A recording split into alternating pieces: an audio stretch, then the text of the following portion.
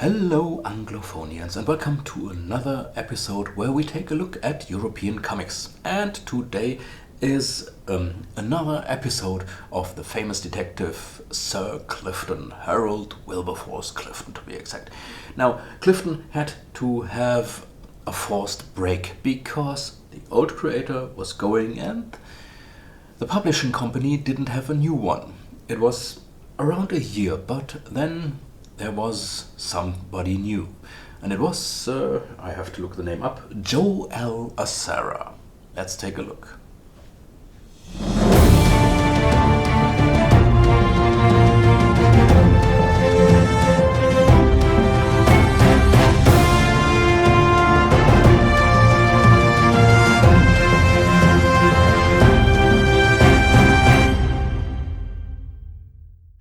What a fitting story for this time of year when Halloween is just around the corner, the Evil Elves. Getting into the story also shows that the new creator was willing to go in a more humorous direction. The caption to this image says, "Just imagine Clifton driving his car across heathland," which is exactly what is shown in the image. The text of the next panels then also notes that you just can quit imagining. You only have to look at the pictures. Well, there's that. Okay, so we start with Clifton driving his car across a heathland. But suddenly the brave colonel has a problem. His car is overheating and he urgently needs cooling water. He climbs up a slope and is promptly greeted by a farmer with a pitchfork. The misunderstanding is quickly cleared up, but this makes it even more mysterious. Since only the top half of Clifton was visible when he climbed the slope, the farmer assumed that he was one of the evil elves who are currently terrorizing the area. They play the trumpet, ride sheep, and they dress up as musketeers. Clifton doesn't quite know what to make of the story, but he gets water from the well so he can continue his journey. He actually wants to visit an old friend named Wetsock in the town of Dullday. But when he knocks on his door, he's greeted by the housekeeper with a gun. Wetsock then tells the same story of the evil elves terrorizing the area. That same evening, one of the elves also appears at the window, but Clifton has just turned his back on him and cannot see him. Wetsock takes Clifton to the village pub, where the other villagers tell him the same stories. The pub also features the Silas double-cross puppet show, leading Clifton to suspect he may have something to do with the evil elves. The size of the marionettes would also fit. But then the evil elves suddenly attack and Clifton realizes that they can move freely, unlike puppets who are tied to their strings. At night, the evil elves show what they really want. They break into Wetsock's house and rob his safe. But Clifton now has the right idea and stays on the trail of the elves. With this adventure of Colonel Clifton, not only a new artist was introduced, there was an innovation of the series in general. Previously, Raymond Macherot not only drew the stories, but also designed them. In The Evil Elf it was split. The adventure was drawn by Jo-El Azara, but the story and therefore the text came from Greg. Jo-El Azara is of course a pseudonym. The artist's real name is Joseph F. Loeckx. You write it as you see it now on the screen. A bit complicated, huh? So he looked for an alias, initially signing his comics Ernest or Jo-El, before he saw a bust of Alexander the Great in the museum. Alexander was also called Hermes Azara, and Jo-El liked that name. So from then on, his alias was Jo-El Azara. After studying art and doing small jobs, he joined Studios Hergé with Bob de Moor in 1953, where he stayed for 7 years and worked on the development of the Tintin adventures The Calculus Affair, The Red Sea Sharks and The Castafiore Emerald. At Studios Hergé, he met colorist Josette Beaujeau, who later became his wife. At the same time, he participated in numerous magazines, Caravan, Spirou, and Le Soir Illustré, for which he collaborated with Will on the Jackie et Célestin series from 1961 to 1963. At that time he also became one of the star cartoonists of the Belgian and then the French magazine Tintin, where after having drawn many short stories, such as La Sieste by Paco Marmota, based on a scenario by René Goscinny, he made his first own series, The Principality of Finkelstein, text by Yves Duval. In 1961 and 1962, Évariste Confus in 1963 and Gaëtan de Chateaubleu with Chapuis in 1967. Finally, in 1969, he revived the character of Clifton, but only stayed for one adventure, the adventure with the Evil Elves. The Adventures of Tako Takata, a Japanese soldier, short-sighted and pacifist, which he released together with Vic in 1965, became his most successful series. Greg, his real-life name was Michel Renier, was a well-known Franco-Belgian comic book author. Known under the pseudonym Greg, he had a significant influence on the development of Franco-Belgian comics for decades. More than 250 books of different genres, such as humor, adventure, espionage, western and science fiction, bear his signature as a lyricist or illustrator. In addition to the work on Clifton, his life's work also includes the series Spirou and Tintin. For example, the story of the Tintin movie Tintin and the Lake of Sharks comes from him. In the story of Clifton and the Evil Elves, you notice something like Greg's handwriting. The solution to the case is very technical and already goes in the direction of science fiction.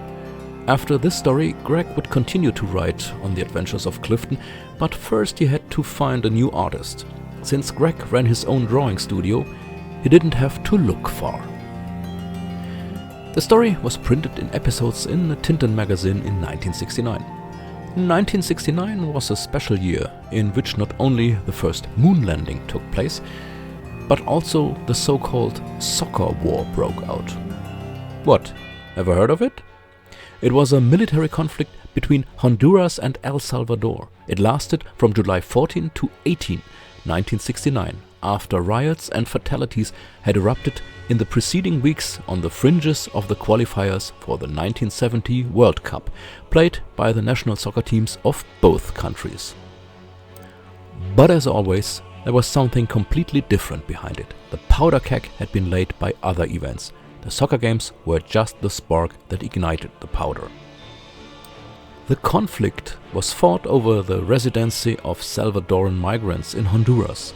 Some 300,000 poor peasant farmers had migrated across the open border from their densely populated Salvadorian homeland to Honduras since the 1950s, often settling on fallow land owned by Honduran landowners. As the Honduran government prepared an agrarian reform that would help local peasants own land, the Salvadorans were increasingly viewed as unwanted invaders and land grabbers. After the Honduran government ordered migrants to return to El Salvador within 30 days on April 30, 1969, the paramilitary group Mancha Brava began violent attacks and evictions in the mid-year. Viewing the forced return of the migrants as unacceptable, the government of El Salvador protested while nationalist resentment grew on both sides. At the time, Honduras had about 1.9 million inhabitants, with a size of 112,000 square kilometers, and El Salvador had about 2.5 million inhabitants with a size of 21,400 square kilometers. During the second semi-final match of the North and Central America group in the World Cup qualifier for the 1970 World Cup in Mexico between El Salvador and Honduras on June 15, 1969, there were street riots in El Salvador. The game ended 3-2-0 for El Salvador after Honduras won the first leg 1-2-0 on June 8th. During these riots, the Salvadorian military and police intervened. During the game itself, some Salvadorans burned the Honduran flag and threw objects at the players. The third and decisive game in Mexico City on June 26, 1969 finally triggered the war. There was a similar unrest here too. Mauricio Pipo Rodriguez scored the winner in extra time to make it 3-0 for El Salvador, which eliminated Honduras from the game. Shortly thereafter, riots broke out, which also resulted in fatalities. On June 28, 1969, the states severed diplomatic relations. Around 17,000 Salvadorans, some of whom had lived in Honduras for a long time but were now the target of violent attacks, fled to their home country. Both governments complained to the Inter-American Human Rights Council, which sent a commission of inquiry to both countries in early 1969. Above all, it found that press and radio reports, some of which were untrue, irresponsibly fueled the confrontational atmosphere in both countries. On July 14, 1969, the Salvadoran government began the war in the form of air raids on Honduran territory, followed by the invasion of ground forces. There was no formal declaration of war. The Honduran Air Force responded by attacking targets in El Salvador, but failed to repel the invasion. The looming defeat of the Honduran army prompted the Organization of American States, OAS, to intervene in the conflict. With threats of sanctions on July 18, 1969, on the fifth day of the war, they forced the end of the fighting. The armed conflict only lasted around 100 hours. On July 29, 1969, the Salvadoran government, identified by the OAS as the aggressor, had to agree to the withdrawal of its troops without fulfilling its most important request, to stop the expulsion of immigrants. On August 4, 1969, the last soldiers left Honduras. The war cost the life of 2,100 people and wounded another 6,000. Why am I putting this here? For two reasons. First, because the term soccer war sounds so harmless for something cruel. And secondly, because it makes it clear once again that this world is very big and that a lot more is happening than we sometimes want to admit. If you were to poll residents of our planet's northern hemisphere what they associate with the year 1969, the moon landing would probably come as the answer for most. But there are so many other things happening around the globe. We have to broaden our horizons. That's what this series is for, and that's why an essay, which is actually about a story in which an English colonel fights evil elves, looks a little further. What's more, but that's a personal thing now, I don't like soccer. For me, there is hardly anything that could be less interesting than 22 adults fighting over a ball. And unfortunately, it often serves as an outlet to let out bad prejudices. Well, soccer is literally us against them. And that includes that cruel American variant, which absurdly calls itself football, although there the ball is carried in the hands most of the time.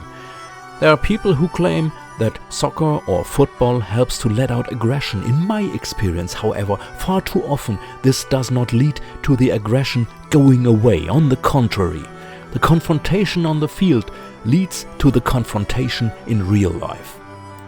A soccer war, if you want to.